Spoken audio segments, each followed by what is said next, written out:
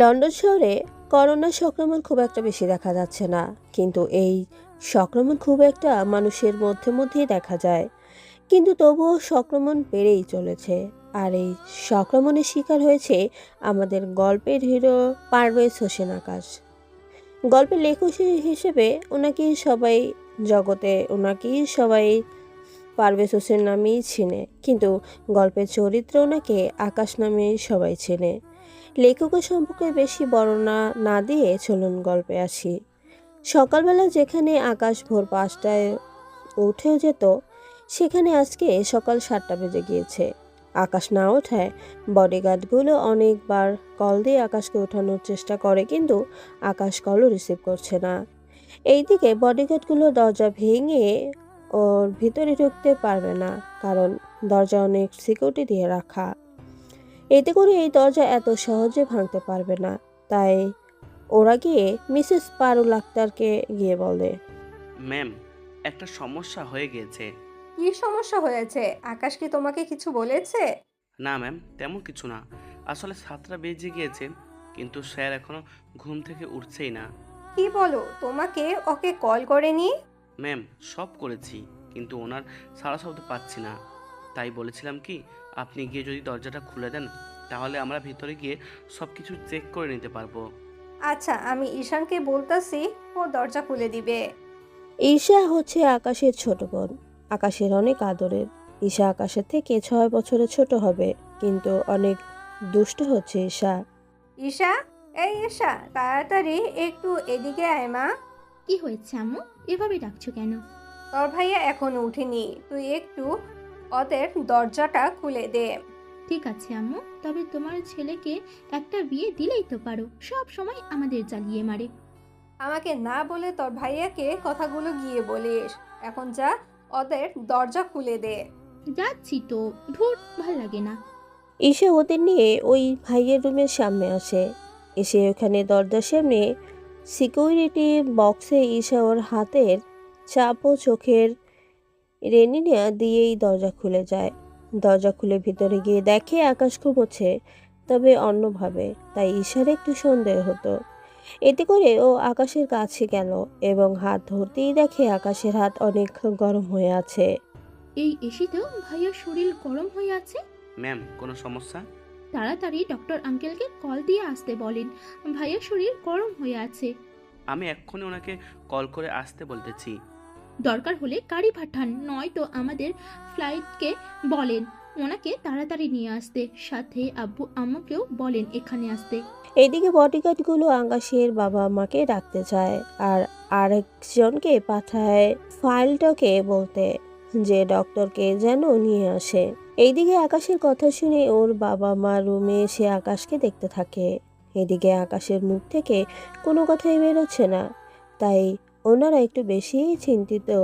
এইদিকে ঈশা তো ভাইয়া, এই ভাইয়া, কথা বল, কথা বল ভাইয়া। সাথে আকাশের বাবা মা ওনারাও কিছু কান্না করতেছে। ডক্টর আসতে দেরি দেখে ঈশা চেঁচিয়ে বলে, ডক্টরকে আনতে এত দেরি হচ্ছে কেন? কি করতেছেন কি আপনারা? এই তো ম্যাম, আর 5 মিনিট লাগবে ডক্টর আসতে। 5 মিনিট পর পাইলট হেলিকপ্টার ল্যান্ড করে আকাশের বাড়ির সামনে। হেলিকপ্টার থেকে ডক্টর নেমে আকাশের এই রুমে চলে আসে। আঙ্কেল, দেখুন না ভাইয়ার কি হয়েছে। ভাইয়া অনেকক্ষণ ধরে কথা বলছেন না, তার ওপর শরীরও গরম হয়ে আছে। ঈশা মামনি, আমি জানি তুমি ভাইয়াকে একটু বেশি ভালোবাসো, তাই এমনটা হচ্ছে। তবে চিন্তা করো না, আমি একটা ইঞ্জেকশন দিচ্ছি, এটাতে ওর জ্ঞান ফিরে আসবে। তবে আমি কিছু ওষুধ লিখে দিচ্ছি, ওর জ্বর হয়েছে তাই। আমি এই ওষুধগুলো আনলে ঠিক হয়ে যাবে। ধন্যবাদ আঙ্কেল, বডিগার্ড আপনাকে দিয়ে আসবে আর সাথে ঔষধও নিয়ে আসবে। তাহলে আমি যাচ্ছি। ওষুধ খাওয়ানোর পর আকাশের অবস্থা আমাকে জানাবে। এখন ওষুধ আনা পর্যন্ত ওর কপালে রুমাল ভিজিয়ে পানি দাও, এতে কিছুটা কমবে। তারপর ওরা ওষুধ আনলে তা খাওয়াবে। ঠিক আছে ডক্টর আঙ্কেল, আমি তাহলে তাই করতেছি। ডক্টর চলে যায়, সাথে ঈশা দুজন বডিগার্ডকে পাঠায় ডক্টরের সাথে গিয়ে ঔষধ আনার জন্য। ওরা 30 মিনিট পর এলো ওষুধ নিয়ে, কিন্তু এর আগে আকাশের জ্ঞান ফিরে এসেছে। আকাশ জ্ঞান ফিরে তাকিয়ে দেখে ঈশা ওর কপালে পানি দিচ্ছে, আর আকাশের মা বসে আছে। মা, আমি ঠিক আছি তো, দেখো আমার কিছুই হয়নি। তোকে কয়েকদিন অফিসে যেতে হবে না, তোর আব্বুকে আমি অফিসে পাঠিয়েছি অনেক বুঝিয়ে। তুই সুস্থ না হওয়া পর্যন্ত তোর আব্বুই অফিসে যাবে। কিন্তু মা, কোনো কিন্তু না, তুই রেস্ট নে, আর ঈশা তোর পাশে থাকবে। কিন্তু ঈশা তো সব সময় থাকতে পারবে না। তা নিয়ে তোকে ভাবতে হবে না। আম্মু তুমি খাবার আনো, আমি ভাইয়াকে খাইয়ে দিয়ে ভার্সিটিতে যাব। তুই বস, আমি খাবার নিয়ে আসতাছি। পারুল আক্তার নিচে চলে যায় খাবার আনতে। এদিকে আকাশ ও ঈশা ওরা কথা বলতে থাকে। পারুল আক্তার খাবার নিয়ে চলে আসে। ঈশা খাবার হাতে নিয়ে আকাশকে খাওয়াতে থাকে। খাবার খেতে খেতে আকাশ চোখ দিয়ে পানি বের করে দেয়। কি হয়েছে ভাইয়া, চোখে পানি কেন? তেমন কিছু না, তোর মতো বোন যেন সবার ঘরে ঘরে হয়। তোর মতো ভাইও যেন সবার ঘরে হয়। এখন তাড়াতাড়ি খাবার খেয়ে রেস্ট নে, আমি ভার্সিটিতে যাব। আচ্ছা ঠিক আছে, যাওয়ার সময় বডিগার্ড নিতে কিন্তু ভুলবি না। ঠিক আছে, নিয়ে যাব। দেখ, ওরা তোর সাথে থাকলে তোর কোনো ক্ষতিই হবে না। তাছাড়া তোর ভালোর জন্যই বলছি, তুই যদি চাস তো তোর সাথে মেয়ে 2জন বডিগার্ড রাখতে পারি। থাক না, লাগবে না আমার। আচ্ছা ভাইয়া, আমি তাহলে রেডি হয়ে ভার্সিটিতে যাচ্ছি। তুই কিন্তু সুস্থ না হওয়া পর্যন্ত কোথাও যাবি না। ঠিক আছে, কোথাও যাচ্ছি না আমি। ঈশা চলে আসে ভার্সিটিতে। ভার্সিটিতে এসে ক্লাস শেষ করে যেখানে ঈশা ওর বান্ধবীদের সাথে আড্ডা দেয়, সেখানে আজকে ঈশা বলে আড্ডা দিবে না। তার কারণ ওরা জানতে চাইলে ঈশা বলে, আসলে আজ সকাল থেকে ভাইয়ার অসুস্থ ছিল, তাই আমি তাড়াতাড়ি বাসায় চলে যাব। কি হয়েছে তোর ভাইয়ার? জ্বর হয়েছিল, সাথে ভাইয়া জ্ঞানও ছিল না। পরে ডক্টর আঙ্কেল এসে ঔষধ দিয়ে গিয়েছে। কি বলছিস এইগুলো? এখন তো জ্বর হলেই দেখ ইরা, এসব আবল তাবল কিছু বলবি না, আমার দেরি হয়ে যাচ্ছে, ভাইয়াকে গিয়ে খাইয়ে দিতে হবে। Are you serious? তুই এখন তোর ভাইয়াকে খাইয়ে দিচ্ছিস? সব সময় দেই না, যখন ভাইয়া অসুস্থ থাকে নিজে নিজে খেতে পারে না, তখন আমি খাইয়ে দিই। তাছাড়া ভাইয়াও আমার অসুস্থতার সময় খাইয়ে দেয়। তাহলে আমি আজকে উঠি। এইদিকে এসে চলে যায়। অন্যদিকে এই ফাঁকে আপনাদের ইরার সম্পর্কে কিছু কথা বলি। ইরা হচ্ছে আমাদের গল্পের নায়িকা, দেখতে সুন্দর, তাছাড়া পড়াশোনা অনেক মেধাবী। ইরার বাবাও অনেক সম্পত্তি আছে, শহরে ওনারও একটা নাম আছে, কিন্তু না, ইরাদের থেকে অনেক কম। তুই যখন চলে যাবি তখন আজকে না হয় আড্ডা দিলাম। চল তাহলে আমরা উঠি, কিন্তু আমরা আজকে সবাই তোর বাড়িতে যাব। তাহলে তো ভালোই হবে। তাহলে চল, তোরা গাড়ি নিয়ে আমার পিছু পিছু আয়। ওরা গাড়ি নিয়ে ঈশাকে ফলো করতেই থাকে। ঈশা গাড়ি নিয়ে ভেতরে চলে যায়। ঈশার বান্ধবীরা গাড়ি নিয়ে ঢুকতে গেলে সিকিউরিটি ওদের চেক করতে গেলে ঈশা বারণ করে। সিকিউরিটি? ওরা আমার বান্ধবী, ওদের চেক করতে হবে না। ঈশার কথায় ওরা কোনো চেক না করেই ওদের ভিতরে ঢুকতে দিল। ওরা তো বাড়ির ভেতরে ঢুকে অবাক হয়ে গেল। এটা তোদের বাড়ি? তাও এত বড়, তার উপর এতগুলো গাড়ি, বাইক এবং হেলিকপ্টার। কোথায় আর বড়, আসলে এইগুলো ভাইয়া ব্যবহার করে। আমাকে 2টা গাড়ি দিয়েছে, আমি এই জন্য এক একদিন একটা নিয়ে যাই। এখন ভিতরে আয়। ঈশা ওদের নিয়ে ভেতরে যায়। ওখানে ওদের ড্রয়িং রুমে বসতে দেয়। তখন ঈশার মা বলে ওঠে, এরা কি ঈশা? এদের তো ঠিক চিনলাম না। আম্মু, ওরা আমার বান্ধবী। এরপর ঈশার বান্ধবীগুলো ঈশার আম্মুকে সালাম দেয়। ঈশার আম্মু সালাম নেয়। তোমরা বসো, আমি তোমাদের জন্য নাস্তা দিচ্ছি। তোমরা আজকে দুপুরে খেয়ে তারপর এখান থেকে যাবে। না আন্টি, আমরা কিছু খাবার না।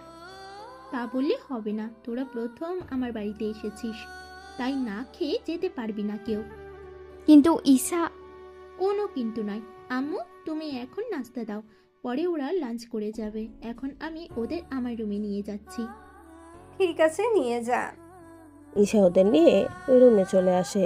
তখনই ইরা বলে ওঠে, এখানে এসেছি তোর ভাইয়াকে দেখতে, কিন্তু তুই তো। আচ্ছা, আমার ভাইয়াকে দেখতে তুই এত এক্সাইটেড কেন বলতো? আমি কোথায় এক্সাইটেড হলাম? তোর ভাইয়া অসুস্থ তাই আমি দেখতে চেয়েছি। তাছাড়া তুই তো কোনোদিন বলিসও নি যে তোর ভাই আছে। ইস, সত্যি তোদের বলতে ভুলে গিয়েছি, আসলে ভাইয়া আমাকে না করে দিয়েছিল ওরার ব্যাপারে কাউকে বলতে, কিন্তু আজকে ভাইয়া অসুস্থতার জন্য না চাইতেও বলে দিলাম।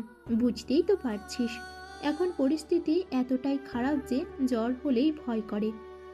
হয়েছে হয়েছে, তোকে আর সাফাই গাইতে হবে না। শোন, তোরা নাস্তা কর, আমি দেখে আসি ভাইয়া কি করছে। আচ্ছা যা, তবে তাড়াতাড়ি আসবি কিন্তু। ঈশা ওদের নিয়ে রুমে চলে আসে, তখনই ইরা বলে ওঠে। ঈশা ওখান থেকে গিয়ে ওর ভাইয়ের রুমে যায়। ওখানে দেখে ওর ভাইয়া বসে আছে, তবে জ্বর এখনো কমেনি। তাই ঈশা ওর ভাইয়াকে নাস্তা করাতে যাবে, তখন আকাশ বলে, না ঈশা, ভাইয়া এখন কিছু খাবি না, তুই আমাকে খাইয়ে দে, আমি না হয় খেয়ে একটু ঘুমিয়ে যাব। কিন্তু ভাইয়া আমার কিছু। তোর কি, তা তো বলবি। ঠিক আছে, তুই বস, আমি খাবার নিয়ে আসতেছি। ঈশা খাবার নিয়ে এসে আকাশকে খাইয়ে দেয়। আকাশ খাবার খেতে থাকে। খাবার খাওয়া শেষ হলে ঈশা আকাশকে ওষুধ খাইয়ে দেয়। ওষুধ খেয়ে আকাশ ঘুমিয়ে পড়ে। এরপর ঈশা ওখান থেকে চলে আসে ওর রুমে। কি রে, এত লেট কেন করলি? আর বলিস না, ভাইয়াকে নাস্তা করতে বলেছিলাম কিন্তু ভাইয়া নাস্তা খাবে না, তাই আমি ভাইয়াকে একসাথে দুপুরের লাঞ্চ করিয়ে দিলাম। এখন ভাইয়া ঘুমাচ্ছে। কি? আমরা ওনাকে এসেছি দেখতে, সেখানে তুই কি না ওনাকে ঘুম পাড়িয়ে দিলি? আহ, তোরা এত চিন্তা কেন করছিস? তোরা তো এখান থেকে যেতে যেতে বিকেল হবে, ততক্ষণে যদি ভাইয়া উঠে যায় তাহলে তো ভালোই হবে, যদি না ওঠে তাহলে ভাইয়াকে দেখে চলে যাবি। তা অবশ্য করাই যায়, কিন্তু তোর রুমের সাথে এই দরজাটা কিসে? এটা তো বারান্দা যাওয়ার দরজা। কি, তোর রুমের সাথে বারান্দাও আছে? সবই আছে, চল তোদের বারান্দায় নিয়ে যাই। ঈশার বান্ধবীর দিনে বারান্দায় চলে যায়। ঈশার বারান্দায় অনেক রকমের গাছ লাগানো আছে। এই প্রতিটা গাছই অনেক সুন্দর। ওরা ওইখানে চেয়ারে বসে বসে আড্ডা দিচ্ছে। দুপুর 2টা বাজে, তাই ঈশা ওদের নিয়ে নিচে নামে ড্রয়িং রুমে। ওইখানে ওদেরকে এনে বসতে দেয়। তোরা বস, আমি তোদের খাবার সার্ভ করে দিচ্ছি। বাড়িতে তো অনেক লোক আছে, তুই আমাদের সাথে বস, তোকে কষ্ট করতে হবে না। না, তোদের আমি নিজের হাতে খাবার সার্ভ করে খাওয়াবো, তাই তোরা কোনো কথা না বলে খেতে শুরু কর। ওরা সবাই মিলে খেতে থাকে। খাওয়া শেষ করলে ঈশা ওদের নিয়ে রুমে চলে আসে। তোরা রেস্ট কর, আমি আসছি। তার আগে আমাদের তোর ভাইয়ার রুমে নিয়ে যা, আমরা ওখানে গিয়ে কিছুক্ষণ থাকি, ততক্ষণে তোর খাওয়া হয়ে যাবে। আচ্ছা চল তাহলে আমার সাথে। ঈশা ওদের রুমের সামনে এলে দরজার পাশে হাত রাখতেই দরজা খুলে যায়। তা দেখে ওরা কিছুটা অবাক হয়, কেননা আজকাল কেউ দরজায় ও সিকিউরিটি সিস্টেম করে রাখে। তা তো এখানে না আসলে জানতেই পারতো না ওরা। চল তাহলে ভিতরে যাই, তবে ভিতরে কোনো শব্দ করা যাবে না। ঠিক আছে, কোনো শব্দ করব না। ওরা ভিতরে গিয়ে আকাশ ঘুমাচ্ছে। ইরা তো আকাশকে দেখে একদম ফিদা হয়ে গিয়েছে, কেননা আকাশ দেখতে অনেক সুন্দর। যে কোনো মেয়েই আকাশের প্রেমে পড়তে বাধ্য, যেমনটা আমাদের গল্পের নায়িকাও পড়েছে। ইরা তো এক দৃষ্টিতেই আকাশের দিকে তাকিয়ে আছে। শোন, তোরা তাহলে একটু ঘুরে দেখ, তবে ভাইয়ার ঘুম যেন না ভাঙে।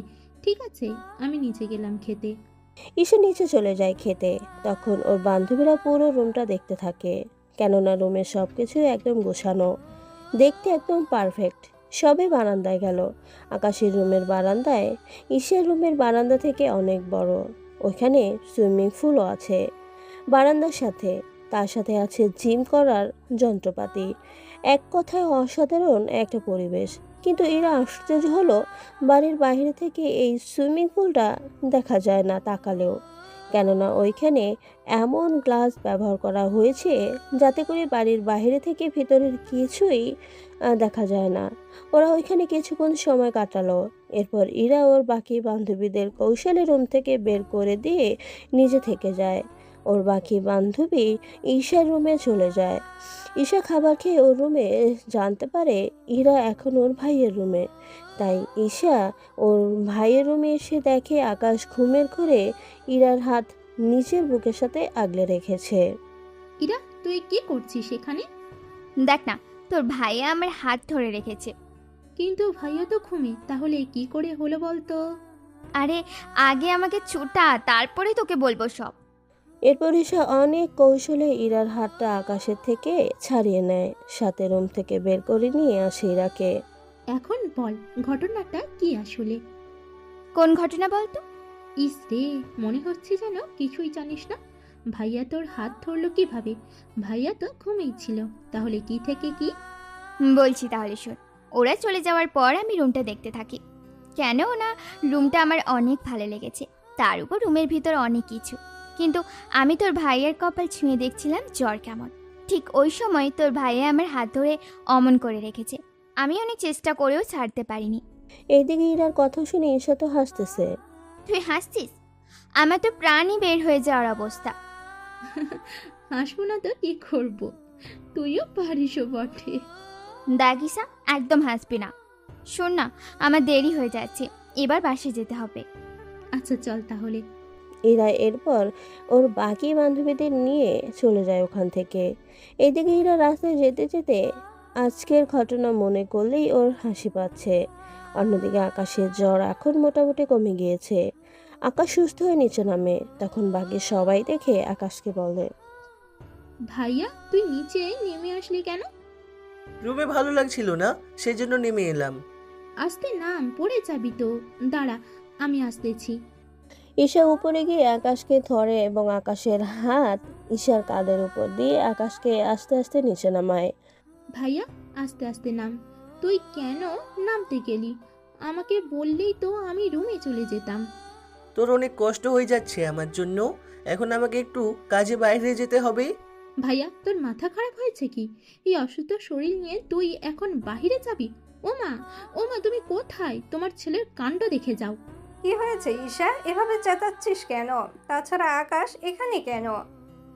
আম্মু, আমি তো চেঁচাচ্ছি তোমাকে এইসব দেখার জন্য। তোমার ছেলে এখন বাইরে যেতে চাচ্ছে। কি শুনছি আমি? এইগুলো আকাশ? তুই এই শরীর নিয়ে বাহিরে যাবি? কি এমন কাজ পড়ে আছে যার জন্য তোকে এখন বাহিরে যেতে হবে? আম্মু, আমাকে যেতেই হবে, তাছাড়া আমি কয়েক ঘন্টার মধ্যেই চলে আসব। তোকে কোথাও যেতে হবে না, চুপচাপ এখন শুয়ে থাক তুই। প্লিজ আম্মু, আমি যাই, তাছাড়া আমার সাথে গার্ড তো আছেই। কিন্তু আকাশ, তোর আব্বু জানলে কিন্তু অনেক বকবে আমাকে। আমি বেশি সময় নিব না, শুধু যাব আর আসবো। এইদিকে কেউ রাজি হচ্ছে না, তবু আকাশ অনেক বুঝিয়ে বাসা থেকে বের হয়ে যায় বডিগার্ডদের নিয়ে। আকাশ বডিগার্ডদের নিয়ে যেতে থাকে ডক্টর আঙ্কেলের কাছে, কেননা ওনার সাথে আকাশের কিন্তু কথা ছিল, তাই আকাশের এখানে আসা। আকাশকে দেখে ডক্টর বলে ওঠে, আকাশ, তুমি এখানে কেন এসেছো? তাছাড়া তাও এই অসুস্থ শরীর নিয়ে?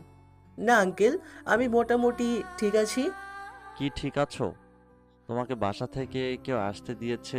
তুমি আমাকে কল দিলেই তো আমি চলে আসতাম। আমি বাসায় মা ও ঈশাকে অনেক অনেক বুঝিয়ে তারপর এখানে এসেছি। ঠিক আছে, এখন তাহলে কেন এসেছো তা তো বলবে। আমার মনে হচ্ছে আমার করোনা টেস্ট করানো দরকার।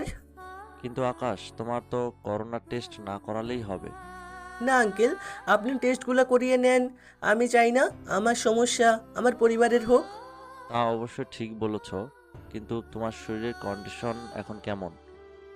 আঙ্কেল, জ্বর কমে আর বাড়ে। তাহলে চলো আমার সাথে, আমি নিজে দাঁড়িয়ে তোমার টেস্ট করে দিচ্ছি। ডক্টর আকাশকে নিয়ে টেস্ট করাতে চলে যায়। ওখানে কয়েক মিনিটের মধ্যে টেস্ট করা শেষ হয়ে যায়। আকাশ, তুমি রিপোর্ট কি এখন নেবে নাকি কালকে নেবে? ডক্টর, এখন জানিয়ে দিলে ভালো হয়। তাহলে তুমি 30 মিনিট আমার কেবিনে অপেক্ষা করো, আমি রিপোর্ট নিয়ে আসতেছি। আকাশ কেবিনে গিয়ে অপেক্ষা করতে থাকে। কিছুক্ষণ পরেই ডক্টর রিপোর্টগুলো নিয়ে হাজির। আঙ্কেল, রিপোর্ট কি বুঝতেছেন? রিপোর্টে তোমার করোনা নেগেটিভ, তবুও কিন্তু তুমি একটু সাবধানে চলাফেরা করবে। ঠিক আছে ডক্টর। না হলে তুমি বাড়িতে যাও। আকাশ বাড়িতে চলে আসে, ওখানে নিজের রুমে এসে শুয়ে থাকে। পরের দিন সকাল থেকে আকাশ এখন মোটামুটি সুস্থ, তাই অফিসে যাওয়ার জন্য প্রস্তুত হয়। আম্মু, আমি বাসায় যাচ্ছি। তুই এই অবস্থায় অফিসে যাবে? হ্যাঁ, কেন মা, গেলে কি হবে? তোকে যেতে হবে না, তুই রুমে গিয়ে ফ্রেশ নে। ঈশা কোথায় আম্মু? ঈশা তো ভার্সিটিতে চলে গিয়েছে, তুই ঘুমিয়েছিলি সেই জন্য তোর সাথে দেখা করেনি। ঠিক আছে, আমি তাহলে এখন যাচ্ছি। এইদিকে আকাশ চলে যায় অফিসে। ওইখানে গিয়ে নিজের কাজ কর্ম করতে থাকে। অন্যদিকে ঈশা ভার্সিটিতে গেলেই ইরা জিজ্ঞেস করে বসে, এই ঈশা, ঈশা, কি বল, এভাবে ডাকছিস কেন? তোর ভাইয়া কেমন আছে রে? আচ্ছা, তুই আজকাল আমার থেকে আমার ভাইয়ার খোঁজ খবর একটু বেশিই নিচ্ছিস। ব্যাপারটা কি বলতো? এখানে ব্যাপারে কি থাকবি? আমি তো এমনি এমনি বলছিলাম কথাটা। বুঝি বুঝি, সবই বুঝতে পেরেছি। কি? বুঝতে পারছিস? না থাক, তোকে পরে জানাবো। এইভাবে কয়েকটা দিন চলে যায়। আকাশ অফিসে যায়, অন্যদিকে ইরা ও ঈশার দুষ্টুমি তো চলতেই থাকে। একদিন ইরা বাড়ি ফিরছিল রাতের বেলায়, তখন অনেক জোরে বৃষ্টি হচ্ছিল। তার উপর ইরার গাড়িটা নষ্ট হয়ে গিয়েছে। তাই ইরা গাড়িটা দেখতে থাকে কিভাবে ঠিক করা যায়।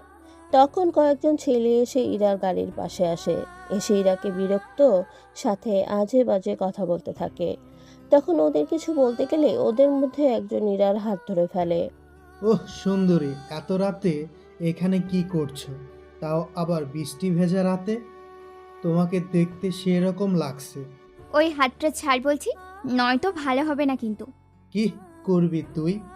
এখানে আমরা 5 জন আছি, তোকে তো আজকে আমরাই ভোগ করব। কে কাকে ভোগ করবে? গাড়ি থেকে নামতে নামতে কথাটা বললো। ওহ, কে রে তুই? বাঁচতে চাইলে এখান থেকে পালা। এইদিকে ইরা দাঁড়িয়ে আছে, অনেক অন্ধকার ছিল, যার জন্য ইরা না ওই ছেলেগুলোর চেহারা ঠিকমতো দেখতে পেরেছে, না গাড়ি থেকে নামা ওই ছেলেটার। আকাশ গাড়ি থেকে নামছে, অন্যদিকে বডিগার্ডগুলো আকাশের মাথায় ছাতা এনে ধরে। তা তোমরা কি যেন বলছিলে? কেন স্যার, আমরা তো কিছু বলিনি। আসলে রনি ভেবেছিল আকাশ একা, কিন্তু আকাশের সাথে যে বডিগার্ড ছিল তা রনি খেয়াল করেনি, এবং রনি তো ঠিকমতো আকাশকে কখনো দেখেও নি এবং আকাশের পরিচয়টা পর্যন্ত জানে না। তোরা একটা মেয়েকে পেয়ে ও সরলতার সুযোগ নিতে চাইছিস? তোদের তো একটা শিক্ষা দিতেই হয়। ছেলেগুলো পালাতে গেলে আকাশ ছাতার নিচ থেকে বের হয়ে ছেলেগুলোকে মারে।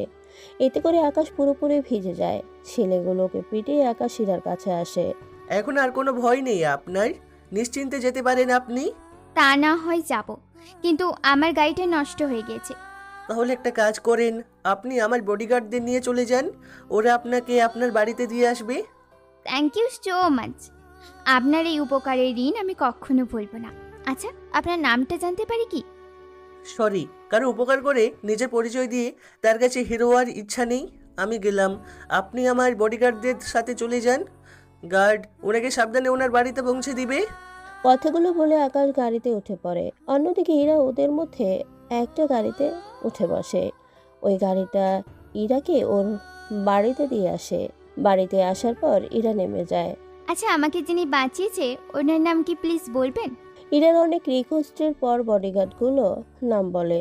ইরা নামটা শুনে একটা মিষ্টি হাসি দিয়ে বাড়ির ভেতরে চলে যায়।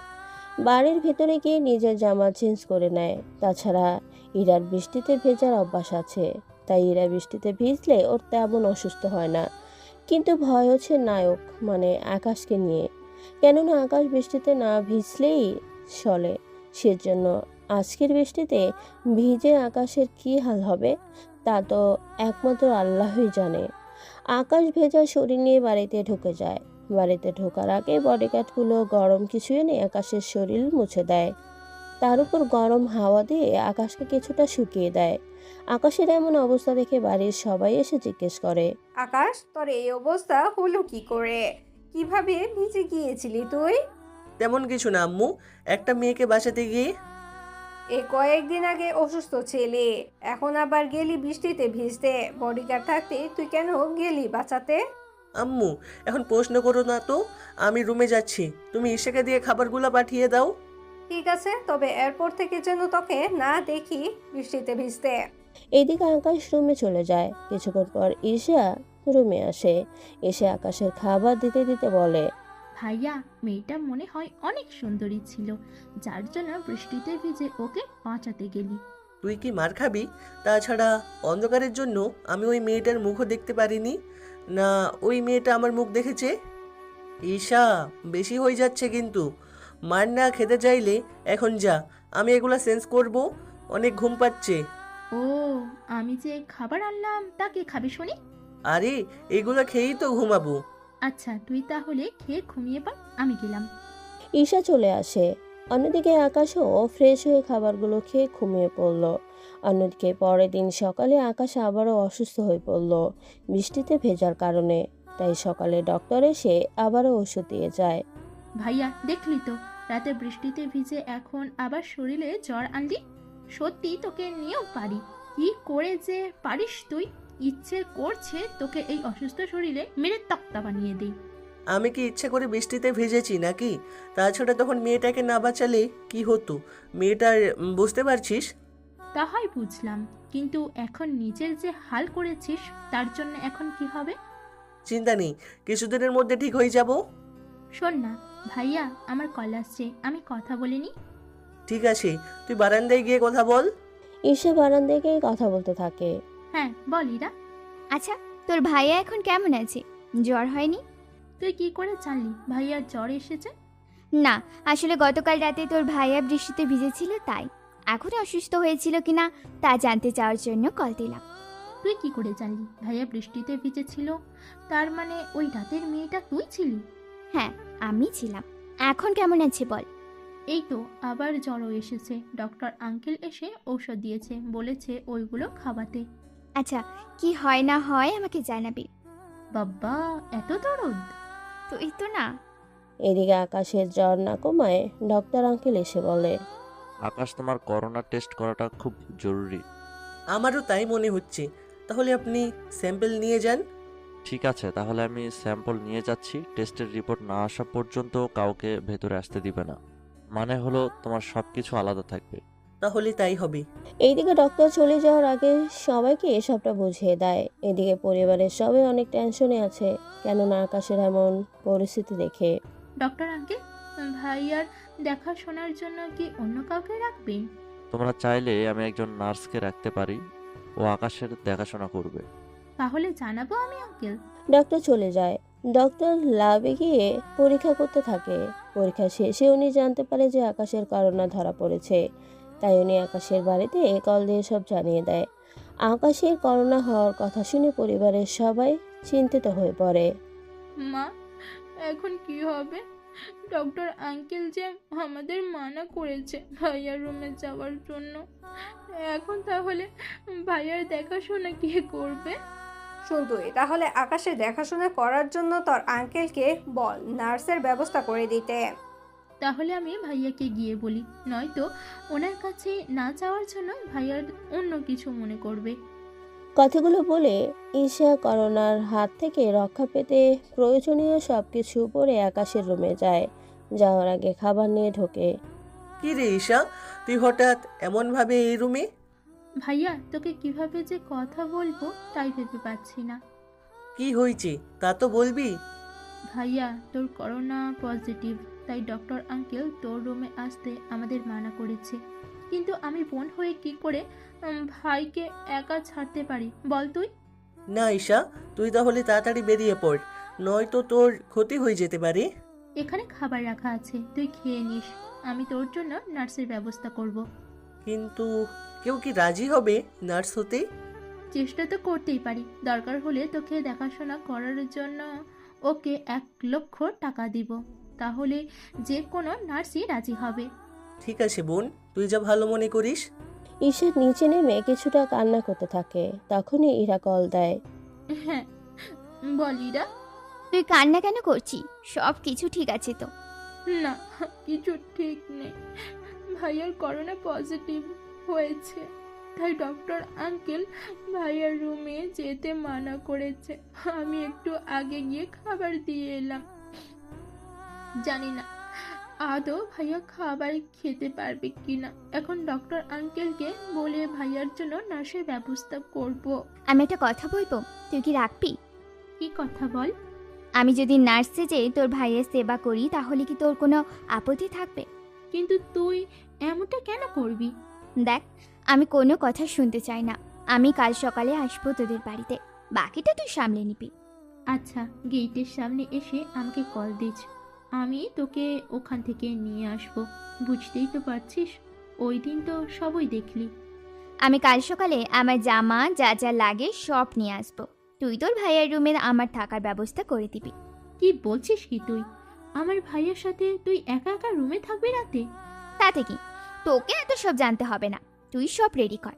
আমি তোর ভাইয়ের সুস্থ হওয়া পর্যন্ত তো রুম থেকে বের হতে পারবো না, তাই যা কিছু লাগে তুই সব এনে দিবি। ঠিক আছে, তুই আয়, বাকিটা আমি ব্যবস্থা করে দিব। এইদিকে ঈশা কল কেটে দিয়ে ওর পরিবারকে বাকিটা বলে, সাথে ডক্টর আঙ্কেলকেও বলে দেয় যে নার্স পেয়ে গিয়েছে। এদিকে ঈশা বুঝতে পারে ইরা নার্স না হলেও ওর ভাইয়ার খেয়াল ঠিকই রাখতে পারবে, তাই ঈশা রাজি হয়ে যায়। এইদিকে ইরা ওর বাবা মাকে বোঝায় ওর কথা, কিন্তু ওনারা রাজি হয়ে যায়। তাই পরের দিন সকালে ইরা ওর আকাশদের বাড়িতে আসে। আসার সময় কোনো গাড়ি আনেনি। গেটের সামনে এসে কল দিলে ঈশা গেটের সামনে এসে ইরা নিয়ে চলে আসে বাড়ির ভেতরে। ঈশার মুখটা বাঁধা ছিল, এতে করে বাড়ির অন্যরা চিনতে পারেনি। বাড়ির ভেতরে আসলে ঈশার মা বলে ওঠে, ঈশা, এই মেয়েটি কে? ওকে তো নার্সের মতন লাগছে না। আম্মু, তুমিও না? কি যে বলো, ও তো নিজের বাড়ি থেকে এসেছে, আর ওখান থেকে কি নার্সের পোশাকে আসবে নাকি?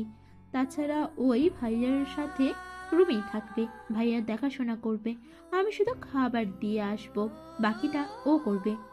নার্স কি পরিচিত, দেখিস তোর ভাইয়ার কোনো ক্ষতি না করে দেয়।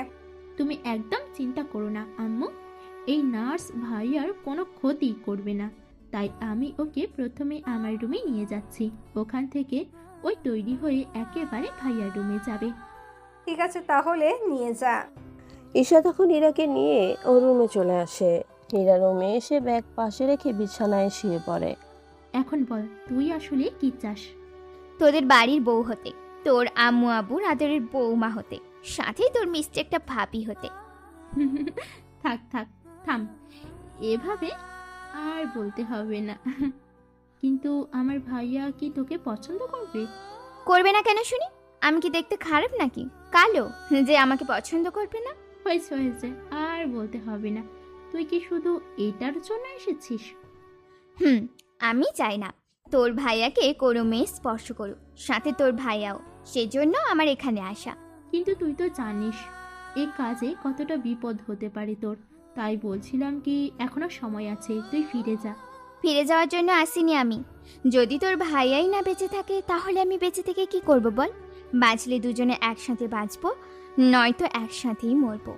ইরার মুখে এমন কথা শুনে ঈশা জড়িয়ে ধরে। সত্যি তোর মতো বান্ধবী হয় না রে। যদি আমার ভাইয়া তোকে পছন্দ করে তাহলে আমাদের কারোর কোনো আপত্তি নেই। তুই চিন্তা করিস না, আমি যে করেই হোক ওকে সুস্থ করে তুলবো। তুই এই নিয়ে চিন্তা করিস না। আমি তাহলে রেডি হয়ে নি। ইরা রেডি হয়ে নেয়। ইরা এমনভাবে পোশাক পরে নিল, এই পোশাকে তো ইরাকে কেউ চিনতেই পারবে না। ইরা ওর ব্যাগ নিয়ে চলে আসে আকাশের রুমে। আকাশের রুমে এসে দেখে আকাশ এই কয়েকটা দিনে অনেক শুকিয়ে গেছে। ইরাকে দেখে আকাশ জিজ্ঞেস করে, আপনি কি এই রুমে কি করে ঢুকলেন? আমি আপনার সেবা করতে এসেছি, মানে আমি আপনার নার্স। ও, তাই বলেন, কিন্তু ব্যাগ কেন হাতে? আপনি সুস্থ হওয়ার না পর্যন্ত আমি এখানেই থাকবো আপনার সাথে। কি, আপনার সাথে এক রুমে থাকবেন? কি বলছেন এইগুলা? ঠিকই বলছি আমি, তাই আপনি চুপ করে শুয়ে থাকুন। মনে হচ্ছে এই কয়েকদিনে কেউ আপনাকে গোসল করিয়ে দেয়নি, তাই এখন আপনাকে খাবার খাইয়ে সাথে ওষুধ খাইয়ে তারপর শরীর মুছিয়ে দেব। কি বলছেন কি? এই সব কিছু ঠিক আছে, কিন্তু এই শরীরে কেন হাত লাগাবেন মেয়ে মানুষ হয়ে? আহ, আপনি এত ভয় পাচ্ছেন কেন? আমি আছি তো নাকি? আপনি আছেন বলেই তো ভয়টা পাচ্ছি।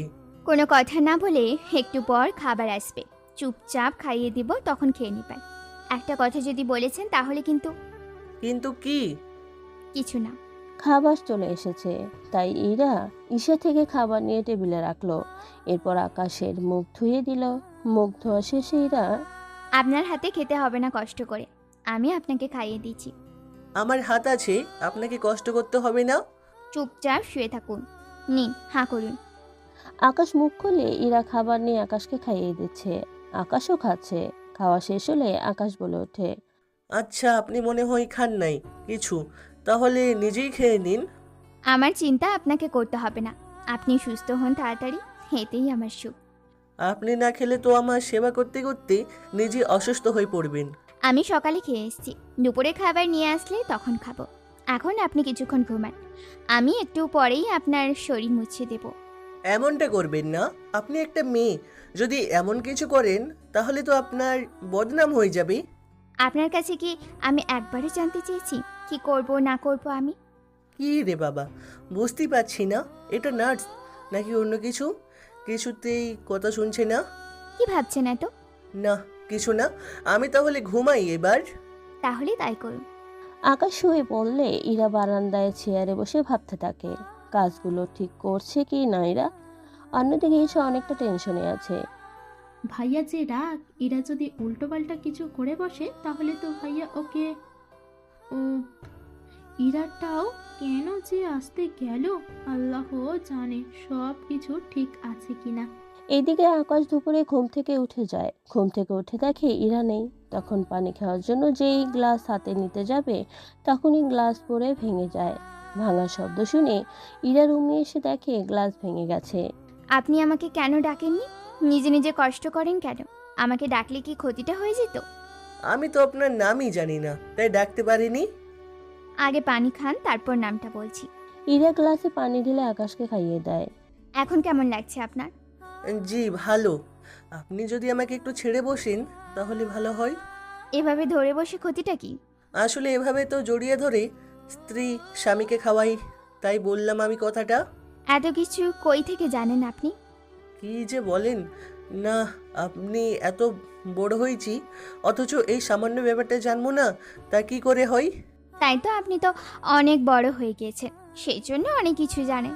এভাবে ওরা কথা বলতে বলতে ইরা আকাশের শরীর মুছে দেয়। কিন্তু আকাশ বুঝতেও পারেনি আকাশের শরীর দেখে ইরার বারবার ইচ্ছে হয়েছিল একটু জড়িয়ে ধরতে, কিন্তু ইরা তাও পাচ্ছে না।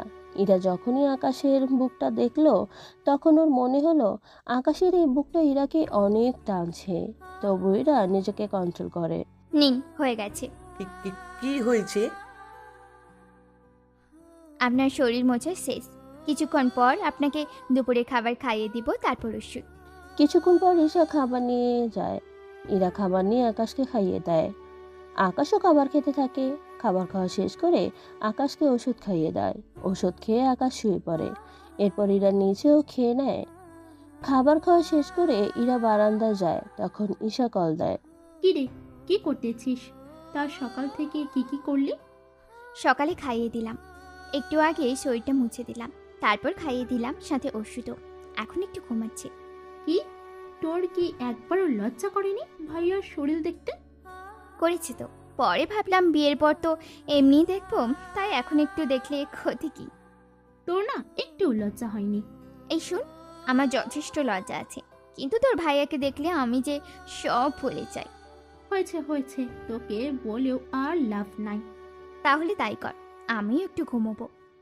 ঠিক আছে। সন্ধ্যাবেলায় আকাশের ঘুম ভেঙে যায়।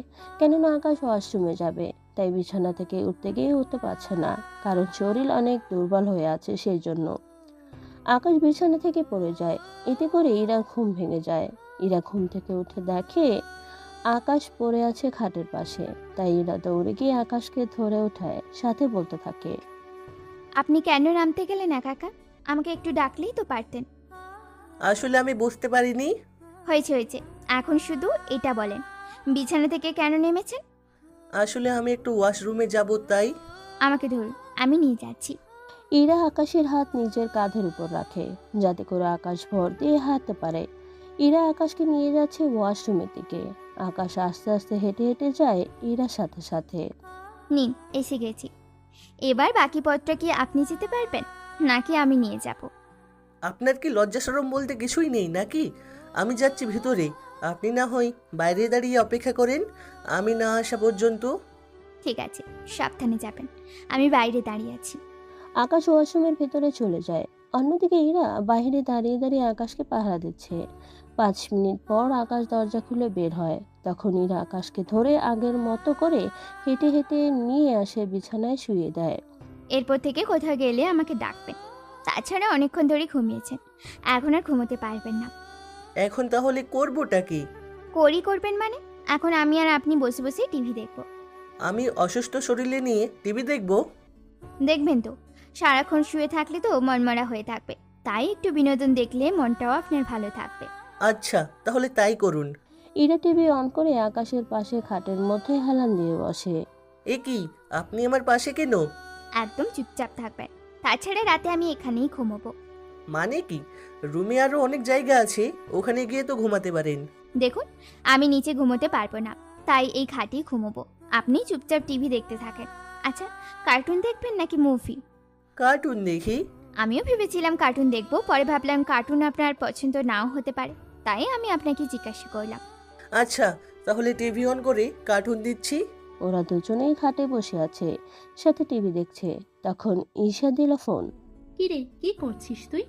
এই তো কার্টুন দেখছি, খাটে শুয়ে। কি, তুই ভাইয়ার সাথে এক খাটে? তাতে কি, বিয়ের পর যখন থাকতে হবে তখন না হয় আগে থেকে প্র্যাকটিস করনি। তুইও পারিস বটে, রাতে আমার কাছে চলে আসবি। তা হবে না, তোর ভাইয়া সুস্থ না হওয়া পর্যন্ত আমি এই রুম থেকে বের হব না।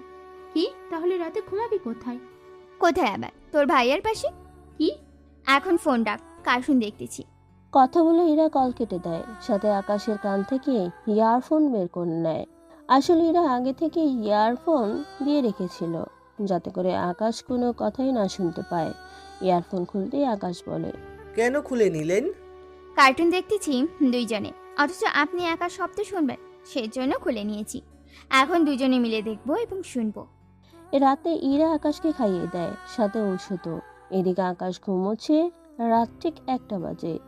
ইরা টিভি দেখা বন্ধ করে শুয়ে পড়ে। পরের দিন সকালে আকাশ ঘুম থেকে উঠে দেখে ইরাকে আকাশ জড়িয়ে ধরে শুয়ে আছে।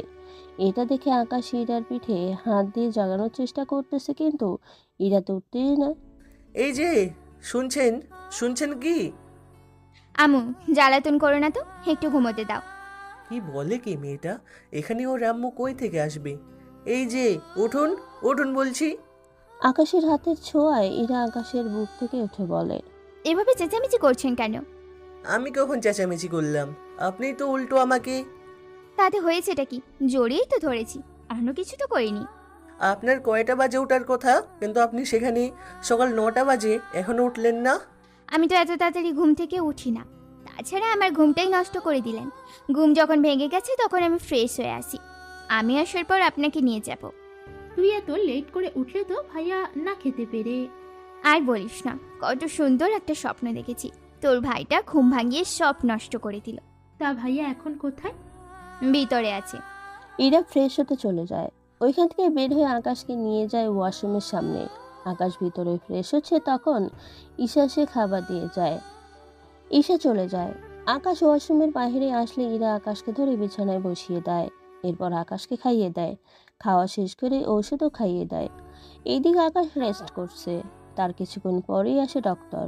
ডক্টর এসে আকাশকে ওর শরীরের কন্ডিশন কেমন উনি চেক আপ করে বলে, আকাশ এখন আগের থেকেও কিছুটা সুস্থ, তাই তুমি ওর ভালো করে খেয়াল রাখলে 2-3 দিনের মধ্যে ঠিকই সুস্থ হয়ে যাবে। জি ডক্টর, আমি সর্বোচ্চ চেষ্টা করছি। তুমি কিন্তু নিজেরও খেয়াল রাখবে, কোনো মতেই এইগুলো খোলা যাবে না। জি ডক্টর। তাহলে আমি আসি, কোনো সমস্যা হলে জানাবে। ওকে ডক্টর। ডক্টর চলে যায়। এইদিকে ইরা আকাশের সেবা যত্ন করতে থাকে। এতে করে আকাশ আগের থেকে অনেকটা সুস্থ হতে থাকে। আগের থেকে ধীরে ধীরে আকাশও ইরার প্রতি দুর্বল হয়ে পড়ে। কেননা ইরা যেইভাবে আকাশের কেয়ার নিতে থাকে, মনে হচ্ছে আকাশের বিয়ে করা বউ। ধীরে ধীরে আকাশ সুস্থ হয়ে যায়। আকাশ সুস্থ হলে ঈশার সাথে কথা বলে ওর বাড়ি চলে যায়। সকালবেলা আকাশ ঘুম থেকে উঠে আজকে ইরাকে দেখতে পায়নি, তাই আকাশ নিচে নেমে ঈশাকে প্রশ্ন করে, ঈশা, ঈশা, কই তুই? কি হয়েছে ভাইয়া, এভাবে ডাকছিস কেন? না, বলছিলাম কি, আমার দেখাশোনা করার জন্য একজন নার্স ছিল, সে কোথায়? সে তো চলে গেছে সকালবেলা। চলে গেছে মানে? আমাকে না বলেই?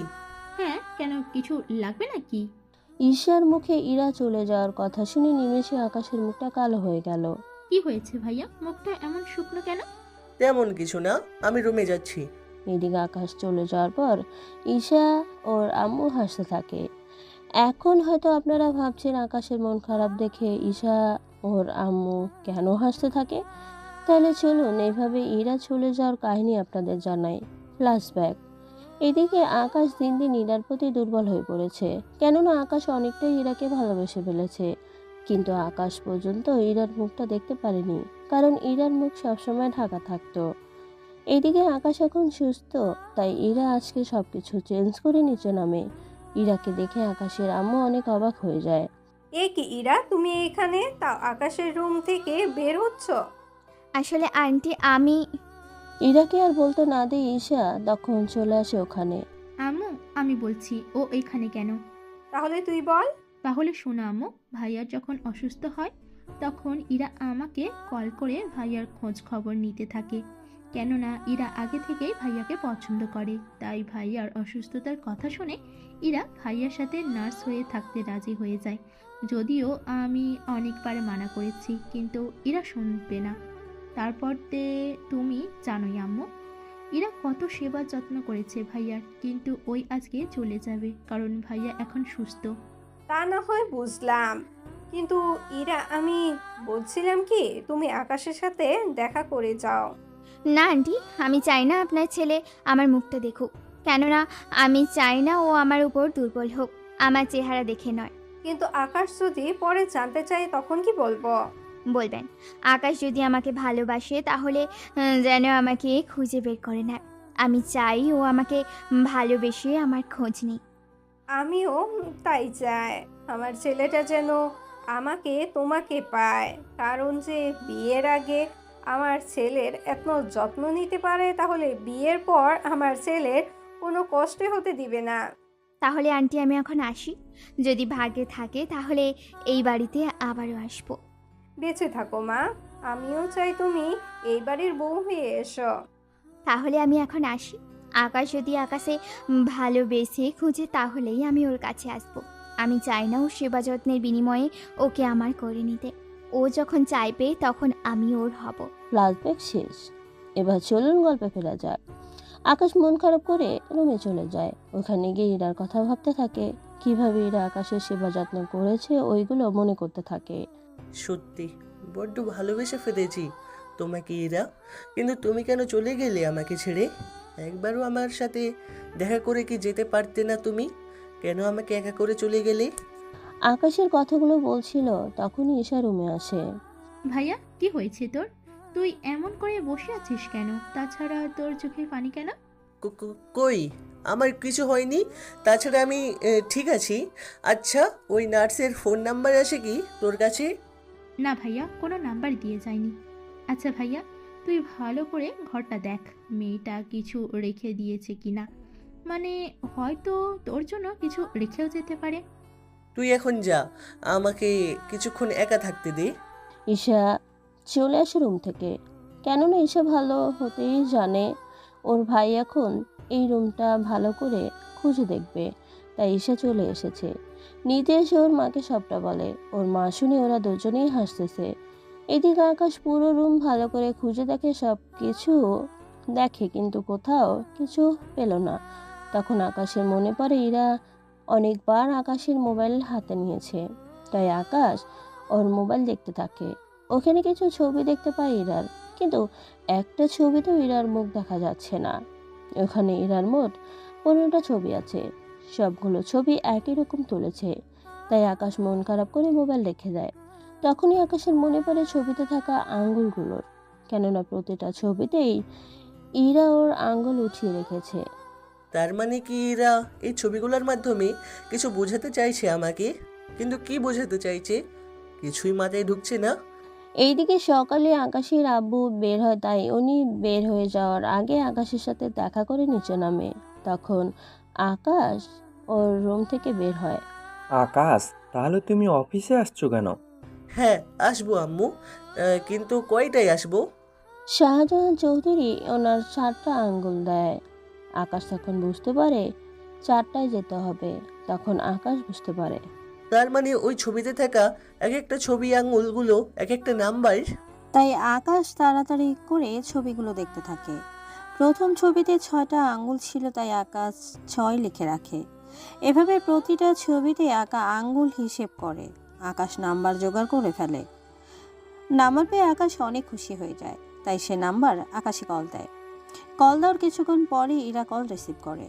হ্যালো, কি বলছে? আকাশ কণ্ঠটা শোনার পর বুঝতে পারে এটা ইরার কণ্ঠ, তাই আকাশ উত্তরে বলে। আমি বলছি। ইরাও কণ্ঠটা শোনার পরে বুঝতে পারে এটা আকাশই, কেননা এতদিন যার সাথে একটা রুমে ছিল তার কণ্ঠ চিনতে পারবে না তা কি করে হয়। কেমন আছেন এখন? এই তো ভালো। তা আপনি আমাকে না বলে চলে গেলেন যে? আমার কাজ ছিল আপনার সেবা করে আপনাকে সুস্থ করে তোলা। আমি ঠিক তাই করেছি। তাই বলে আমাকে একবারও প্রয়োজন মনে করলেন না? আচ্ছা, আপনি কি জন্য কল করেছেন তা কি বলবেন? তেমন কিছু না, আমি আপনার সাথে দেখা করতে চাই। দেখা করতেই পারেন, কিন্তু কিন্তু কি বলুন? আমার মুখটা দেখাতে পারবো না আমি। ঠিক আছে, মুখ দেখাতে হবে না। তাছাড়া এখন যে পরিস্থিতি, মুখ খোলা রেখে বাইরে তো যাওয়াই যাচ্ছে না। আমি কোন হসপিটালে আসলে আপনার সন্ধান পাবো? আকাশের কথা শুনে ইরাও নিজেই ফেঁসে গেল, কেননা ইরাকে তো এখন যে কোনো হসপিটালেই ওর সাথে দেখা করতে হবে। কিন্তু এখন ইরা কি করবে তা আপনারা ইরের মুখ থেকেই না হয় শুনে নিন। কি হলো বলছেন না যে? একে হসপিটালে চলে আসুন। ওখানে আসার পর আমাকে কল দিবেন, তাহলে আপনি কোথায় আছেন এতে করে খুঁজে নিতে সুবিধা হবে। ওই হসপিটালটা তো অনেক বড়। এই জন্য আপনাকে বলছি এখানে এসে কল দেওয়ার জন্য। আমি তাহলে এখনই আইতেছি। এই না না, এখন না, 2 দিন পর। এখানে পরিস্থিতি অনেক জটিল, তাই 2 দিন পর দেখা করেন। তাহলে আমি 2 দিন পর না হয় দেখা করব। তাহলে আমি রাখছি। এইদিকে আকাশ কল দেয়, অন্যদিকে এরা ভাবতে থাকে কিভাবে কি করবে। তাই এরা প্ল্যান করে একে হসপিটালে, কেননা ইরার একজন মামা ওই হসপিটালে ডক্টর করে। তাই ইরা ওনার সাথে কথা বলে সব কিছু ঠিক করে ফেলে। এতে করে আকাশ ইরাকে আর সন্দেহ করতে পারবে না। এইদিকে ইরা সব কিছু রেডি করে হসপিটালে চলে যায়, কেননা আকাশ এখানে আসলে ইরা যাতে করে আকাশকে সহজে খুঁজে বের করতে। তাই ইরা এই হসপিটালে ভালো করে ঘুরে দেখতে থাকে, যাতে করে আকাশ কোনো কিছু জিজ্ঞেস করলে তাড়াতাড়ি উত্তর দিতে পারে। তার সাথে এখানে ক্যান্টিন হতে শুরু করে সব কিছু ইরা ঘুরে ঘুরে দেখতে থাকে। এতে করে ইরার জন্য অনেকটা ভালো হয়েছে, তা আপনারা গল্প শোনার মাধ্যমেই বুঝতে পারবেন। এইদিকে আকাশ নিচে নামে। ভাইয়া, হঠাৎ এত খুশি খুশি লাগছে, কোথাও যাওয়ার প্ল্যান আছে নাকি? কই এত খুশি? তাছাড়া এত বড় একটা অসুখের হাত থেকে বেঁচে ফিরলাম তো, তাই খুশি খুশি লাগছে। তা তো বুঝলামই, তা কোথায় যাচ্ছিস এখন তুই? আমি এই তো একটু অফিসে যাব। কেন, তুই কোথাও বের হবি নাকি? কেন গেলে, তুই সাথে করে নিবি নাকি? তুই যেতে চাইলে আমি তোকে নিব না, তা কখনো হয়েছে? তাহলে ভাইয়া, কাল আমাকে নিয়ে ঘুরতে যাবি। কালকে? বোন আমার, কাল না গিয়ে যে কোনো দিন আমি তোকে ঘুরতে নিয়ে যাব। কিন্তু বোন, কালকে আমি পারবো না। কাল কেন পারবি না? প্লিজ বোন আমার, কালকে আমি তোকে সময় দিতে পারবো না। তুই বরং আজকে অথবা কালকের পরের দিন যেতে পারিস।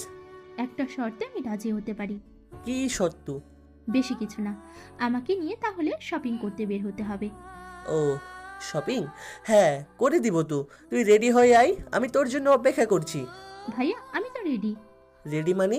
তার মানে তুই সব জেনে আগে থেকেই রেডি হয়ে নিয়েছিস? আরে না, ভেবেছিলাম ভার্সিটিতে যাব, সেই জন্য রেডি হয়েছি। তাছাড়া আমি কি জানবো? কিছু না বোন আমার, চল এবার। মা, আমি ঈশাকে নিয়ে বের হলাম।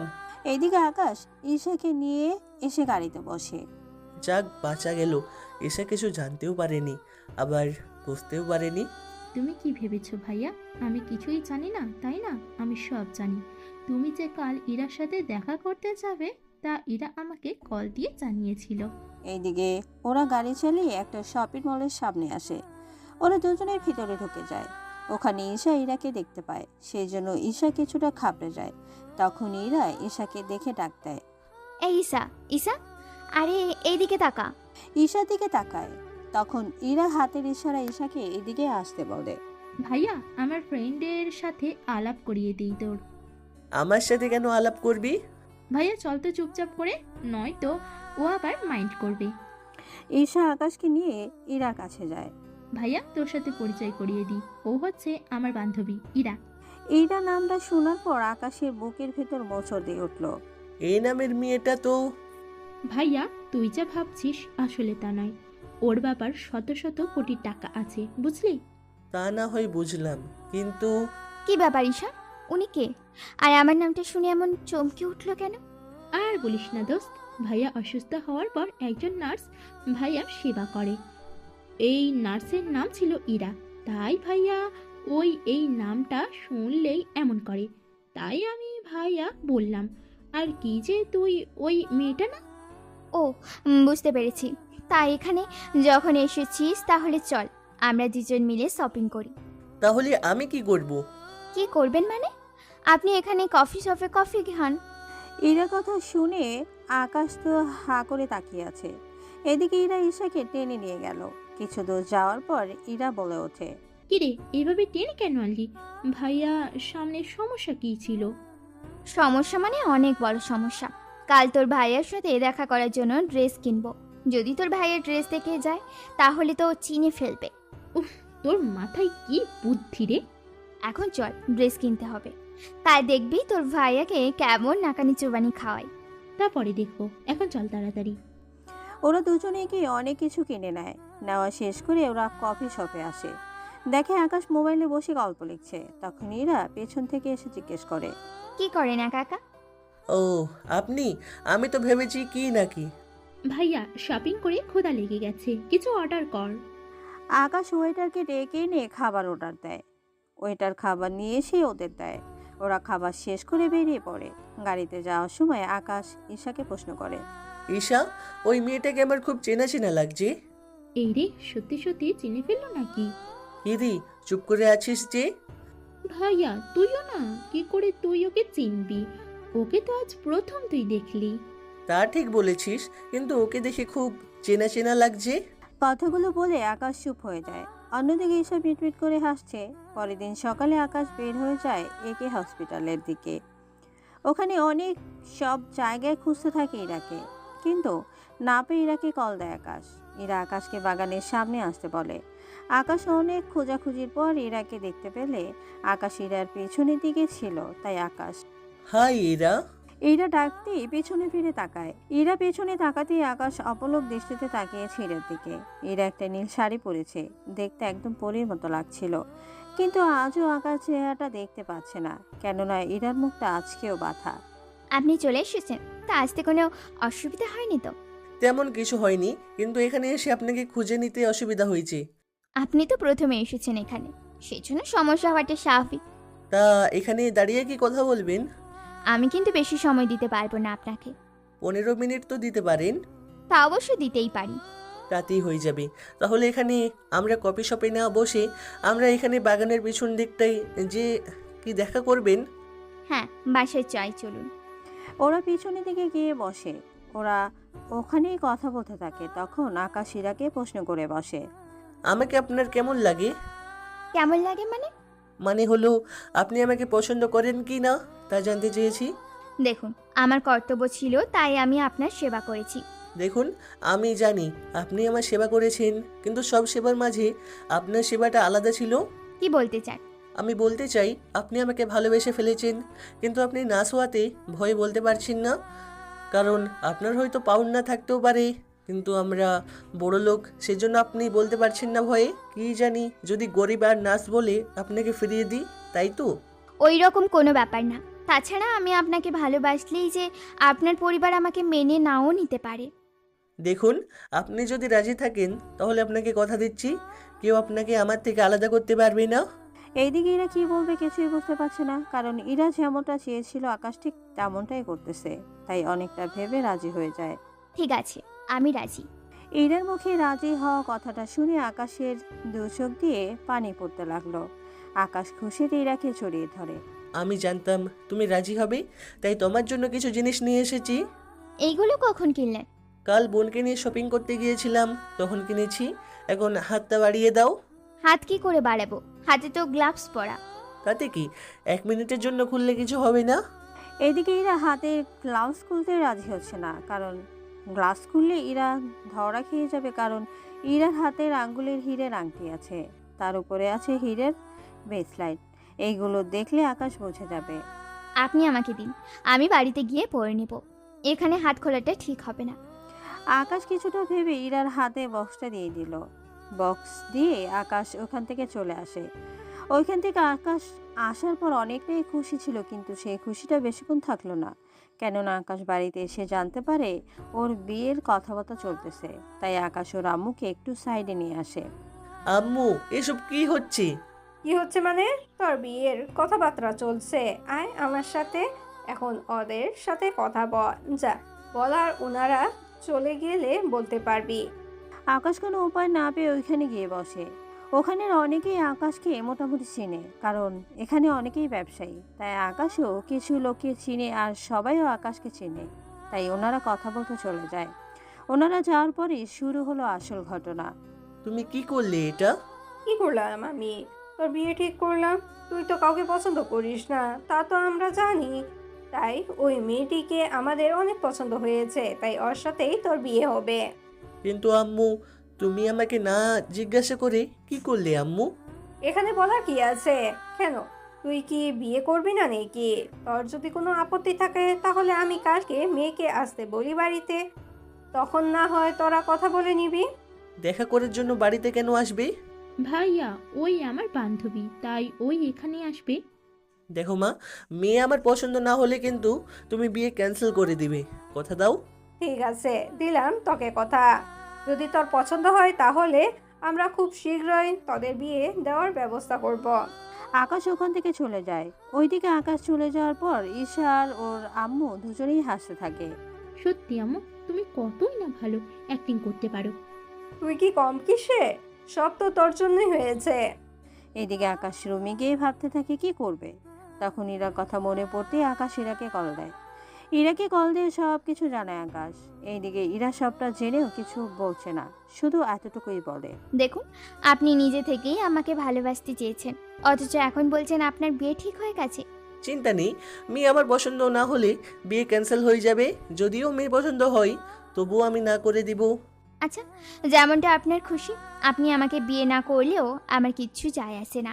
এখন সবটা আপনার উপরে নির্ভর করে। কথাগুলো বলে ইরা কল কেটে দেয়। অন্যদিকে আকাশ অনেক টেনশনে পড়ে গেল। পরের দিন আকাশের সাথে বিয়ে ঠিক করা মেয়েটি আসলো, তাও শাড়ি পরে। ও এসেই বাড়িতে ঢুকে যায়। ওইখানে গিয়ে ঈশাকে দেখা মাত্রই জড়িয়ে ধরে। ওয়াও, কি সুন্দর লাগছে রে তোকে। তা যার জন্য এত সুন্দর করে সেজেছি সে কোথায়? ভাইয়া তোর রুমে এখনো ঘুমাচ্ছে। কি বলিস? সকাল 11টা বাজে আর এখনো ঘুমোচ্ছে? কি করবে না করছে, কিছু বলতে আর নাই পারছে, কিছু সইতে। তুই দেখে আমার হবু বরটাকে টেনশনে মেরেই ফেলবি। বাবা, কি রে, বিয়ে না হতেই এত দরদ? না জানি বিয়ে হলে তো তখন আমাকে চিনতেই পারবি না। কি যে বলিস না, তুই তো আমার বেস্টি, কিন্তু ও তো আমার জীবন। সত্যি তুই ভাইয়ার জন্য যা করলি না, আমরা সবাই এতে করে তোর ওপর চিরকৃতজ্ঞ থাকবো। ঈশা দেখ, তুই কিন্তু মার খাবি এবার, বলে দিলাম। কে এসেছে রে ঈশা? কে আর আসবে, তোমার পুত্রবধূ এসেছে। মিসেস পারুল আক্তার আসলে ইরা ওনাকে সালাম করতে গেলে উনি ইরাকে জড়িয়ে ধরে বলে, বেঁচে থাকো মা। সত্যি ইরা, তুমি না থাকলে কি করে যে ওর খেয়াল রাখতাম কে জানে। তাছাড়া আমিও দেখবো আকাশ তোমাকে পছন্দ না করে কিভাবে থাকতে পারে। আন্টি থাক না ওইসব কথা, আমি কি এখানে দাঁড়িয়ে থাকবো নাকি? তুই ইরাকে তোর রুমে নিয়ে যা। আর হ্যাঁ, আমি তোদের জন্য নাস্তা পাঠিয়ে দিচ্ছি। আম্মু তুমি তাহলে নাস্তা পাঠিয়ে দাও, আমি রুমে গেলাম। ওরা রুমে চলে গেল। পারুল আক্তার ওদের জন্য নাস্তা পাঠালে ঈশা আর ইরা ওরা দুজনেই নাস্তা করে নেয়। নাস্তা শেষ হলে ঈশা ইরাকে নিয়ে আকাশের রুমে যায়। ওখানে গিয়ে দেখে আকাশ নেই। তখন ওরা বুঝতে পারলো আকাশ ফ্রেশ হচ্ছে। তাই ঈশা ইরাকে নিয়ে বারান্দায় বসে বসে কথা বলতে থাকে। ওদের কথা শুনে আকাশ রেডি হয়ে বারান্দায় যায়। ওখানে গিয়ে ঈশার সাথে একটা মেয়েকে দেখতে পায়, কেননা আকাশ এখনো ইরাকে চেনে না। ঈশা, উনি কি? ভাইয়া ও আমার বান্ধবী, তাছাড়া ওর সাথে তোর বিয়ে ঠিক করা হয়েছে। তাই তোরা দুইজন কথা বল, তাড়াতাড়ি নিচে নেমে জানাবি কিন্তু। ঈশা চলে যাওয়ার পর আকাশ অপলক দৃষ্টিতে তাকিয়ে আছে। সত্যিই তো, এই মেয়েটা অনেক সুন্দর। যেমন রূপ তেমনই গুণ। কিছু বলছেন না যে? যা বলার নিচে গিয়ে বলবো, চলেন আমার সাথে। আকাশ ইরাকে নিয়ে নিচে চলে আসে। ওখানে তখন আকাশের মা বাবা সহ ঈশাও ছিল। ভাইয়া তোর কিছু কথা থাকলে বল। আমি ওনাকে বিয়ে করব। তোমরা যত তাড়াতাড়ি পারো বিয়ের কাজ শুরু করে দাও। কথাগুলো বলে আকাশ ওর আব্বুকে নিয়ে অফিসে চলে যায়। শাহজাহান চৌধুরী তখন বাড়িতেই ছিল না। ইরা আসার পর উনি কল দিয়েছিল আসার জন্য। এইদিকে আকাশের কথা শুনে ঈশা, ইরা ও পারুল আক্তার কিছুই বুঝতে পারছে না। হঠাৎ কি এমন হলো যে আকাশ রাজি হয়ে গেল? এখন হয়তো পার্থক্য আপনারা বুঝতে পারছেন না কি থেকে কি হয়ে গেল। আপনার হয়তো ভাবছেন যেখানে আকাশ একজন নার্সকে না দেখে ভালোবাসতে পারে, ওকে ছাড়া কাউকে বিয়ে করবে না, সেখানে এখন কিনা ইরাকে দেখার পর এখন ওকেই বিয়ে করতে চায়। চিন্তা করবেন না, গল্প শুনতে থাকেন তাহলে আপনারা বুঝতে পারবেন আকাশ হঠাৎ করে কেন ওর মত পাল্টে নিল। এটা কি হলো ঈশা? আমিও তো তাই ভাবছি। ভাইয়া গতকাল পর্যন্ত বিয়ে ভেঙে দেওয়ার প্রস্তুত ছিল, কিন্তু হঠাৎ রাজি হয়ে গেল, বিষয়টা মাথায় ঢুকছে না। আচ্ছা, তুই কি ভাইয়াকে কিছু বলেছিস? বিশ্বাস কর, আমি না কিছুই বলিনি। উনি শুধু আমার দিকে একবার তাকিয়েছেন, তারপর নিচে নিয়ে এলেন। আচ্ছা, সে যাই হোক, তুই আমার ভাবি হবি, এটাই আবার কাছে বড় পাওয়া। কিন্তু তুই মন খারাপ করে বসে আছিস কেন? তুই কি খুশি হসনি? হ্যাঁ বলো ইরা, তুমি কি খুশি হওনি? আন্টি, একদিক দিয়ে খুশি হয়েছি, আবার অন্যদিক হিসেব করলে মনটা খারাপ হয়ে যাচ্ছে। কোন দিক হিসেব করবে? মন খারাপ হচ্ছে তোর? এই যে গতকাল আমার সাথে দেখা করে প্রপোজ করেছিল, কিন্তু তখন আমার মুখ তো দূরের কথা, হাতটাও দেখায়নি। এটা বল, ভাইয়া তোকে কি দিয়ে প্রপোজ করেছিল? এই তো একটা হীরের আংটি, তার ব্রেসলেটটায়। এগুলো কবে কিনলো আবার? ওই দিন তুই আসছিলেন না শপিং করতে, ওই দিন আমি আর তুই তো একসাথে ছিলাম, তখন উনি ওই ফাঁকে গিয়ে কিনেছিল। ওয়াও, হিরে দিয়ে প্রপোজ? থাক, মন খারাপ করিস না। ভাইয়া আসলে জিজ্ঞেস করে নিব যে তোকে কেন ভাইয়া পছন্দ করেছে। আচ্ছা, আমি এখন যাই। সে কি ইরা, তুমি না খেয়ে চলে যাবে নাকি? আন্টি, এরপর তো এখানেই থাকবো, তখন না হয়। আর আমাকে আন্টি না ডেকে মা বলে ডাকবে। ঠিক আছে আন্টি। আবারও? উফ, সরি মা। হেই তো লক্ষ্মী মেয়ে। ঈশা, তুই তাহলে ইরার সাথে ওদের বাড়িতে যা, আমি বিয়ের আগে তারিখ ঠিক করে আয়। আম্মু, আমি কেন? তোমরা কি যাবে না? কেন, তুই ঠিক করলে কি হবে? তাছাড়া তুই যা ঠিক করবি এটার উপর তোর ভাইয়া কোনোদিনও অমত করবে না। আমার মনে হয় কি আকাশ তোর জন্য ইরাকে বিয়ে করতে রাজি হয়েছে। আমা ঈশার জন্য বলেছে মানে? আসলে ঈশা আকাশকে বলেছিল তোমার কথা, সে তোমাকে ঈশা ভাবি বানাতে, তাই আকাশ হয়তো রাজি হয়েছে। আসলে আকাশকে আমরা সবাই ভয় পাই, কিন্তু ইরা কোনো আবদার করলে আকাশ সে আবদার অবশ্যই পূরণ করে, কারণ ঈশা হচ্ছে আকাশের জানের টুকরা। তাই ঈশা, তুই গিয়ে কথা বল, আমি যত তাড়াতাড়ি পারি তাদের বিয়ে দিয়ে দিব। আচ্ছা আম্মু, তাহলে আমি ইরাকে নিয়ে যাচ্ছি। ইরা ঈশার সাথে বের হয়ে গেল। যাওয়ার আগে আকাশের আম্মুকে সালাম দিয়ে বের হয়ে যায়। এইদিকে ইরা ওই বাড়িতে গিয়ে বিয়ের ডেট ঠিক করে ফেলে। 5 দিন পর বিয়ে ঠিক করা হয়। এইদিকে ঈশা আকাশকে সবকিছু জানিয়ে দেয়। আকাশ চলে আসে অফিস থেকে। অফিস থেকে ফিরে পরের দিন বাড়ির সবাইকে নিয়ে শপিং করতে যায়। অন্যদিকে ইরাদের বাড়ির সবাই শপিং করতে যায়। ওনারা দুই পরিবার দুটো শপিং মলে যায়। সবাই সবার জন্য কিনতেছে, কিন্তু আকাশকে কেউ কিনে দিচ্ছে না কিছু। এমনটা ইরার বেলাও হয়েছে। বাড়ির সবাই নিজেদের জন্য কিনতেছে, কিন্তু কেউ ইরাকে কোনো কিছুই কিনতে দিচ্ছে না। ব্যাপারটা কি আব্বু? তোমরা আমাকে কোনো কিছু কিনে দিচ্ছ না? বেটা আমার নাকি তোমাদের? তোকে এখন আমরা কিছু কিনে দিব না। কাল হবু জামাই তোকে শপিংয়ে নিয়ে যাবে, তখন তোর যা মন চায় কিনে নিতে পারবি। কিন্তু আমাকে তো ঈশা বললো ওর ভাইয়াও নাকি শপিংয়ে গিয়েছে। গিয়েছে, কিন্তু সে কিনবে না। যেমনটা তুই আমাদের সাথে এসেছিস, ঠিক জামাইও ওদের নিয়ে গিয়েছে। এইবার ব্যাপারটা বুঝতে পারলাম। তাহলে চুপ করে থাক। আমাদের অনেক কিছু কেনার বাকি আছে, তার উপর পুরো বাড়ি সাজানোর জন্য লোক কাজ করছে। তুই কাল কিনতে পারবি। এইদিকে দুই পরিবারের কেনাকাটা শেষ হয়ে গেল। ইরাও পরিবারের সবাইকে নিয়ে চলে গেল বাড়িতে। সাথে আকাশও সবাইকে নিয়ে আসলো বাড়িতে। পরের দিন সকালবেলা আকাশ রেডি হয়ে বের হয়। ইরার বাড়িতে যায়। ইরা রেডি হয়ে ওকে গাড়িতে উঠিয়ে চলে যায় শপিং মলে। ওইখানে আকাশ ইরার শাড়ি পছন্দ করে দিচ্ছে। এক কথা, ইরা কি কি পরবে সবকিছু আকাশ পছন্দ করে দিচ্ছে। সব কিছু কেনা হলো, এবার তাহলে যাওয়া যাক। অনেক সময় পার হয়েছে, এবার এখান থেকে খেয়ে তারপর আমরা বের হব। সাথে ইরাও আকাশের সবকিছু পছন্দ করে দিচ্ছে। আকাশ ইরাকে সাথে নিয়ে গাড়িতে ওঠে। ওইখান থেকে একটা রেস্টুরেন্টের সামনে গাড়ি পার্ক করে গাড়ি থেকে নেমে ওরা খেতে চলে যায়। খাওয়া শেষ করে বের হয়ে যায়। এইদিকে বিয়ের দিন এগোতে থাকে, কিন্তু আকাশ এই কয়েকদিনে নার্সের একবারের জন্য খোঁজ নেয়নি। বিয়ের সব কিছু রেডি হতে থাকলো। আকাশ বসে যে বিয়ে বাড়িতে গেল। বিয়ে বাড়িতে গেটে পাউন্ড দাবি করে, তাও 50,000 পাউন্ড। এখানে অনেক কথাবার্তা বলে ঈশা 35,000 পাউন্ড দিয়ে তারপর ওরা গেটের ভিতরে ঢুকে গেল। এরপর ওদের বিয়ে পালন শেষ হয়ে গেল। বিয়ে শেষে সবার খাওয়া দাওয়া শেষ করে অনেকেই চলে যায়। রাত 8টা বাজে। আকাশ ইরাকে নিয়ে একটা গাড়ি করে বাড়িতে আসে। এইদিকে আকাশের রুমটা অনেক সুন্দর করে সাজানো হয়েছে। সবকিছু ঠিকঠাক করে আকাশ ইরাকে নিয়ে এলো ওর রুমে।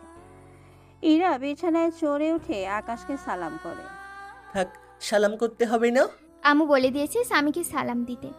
তাহলে উজু করে নিন, আমরা নামাজ পড়ে নতুন করে আমাদের জীবন শুরু করব। ইরা ও আকাশ ওরা দুজনে উজু করে এসে নামাজ পড়ে নিল। নামাজ শেষে আকাশ ইরাকে নিয়ে বিছানায় বসায়। আপনার পাটে এগিয়ে দিন তো। কেন কেন? আমরা পা পাবো কেন? আরে ভয় কেন পাচ্ছেন? আমি তো আপনার স্বামী, তাই না? আমি দেখলে ক্ষতি কি? কি দেখবেন? কেন, আপনার বান্ধবীরা বলেনি ফুলসজ্জার রাতের ব্যাপারে?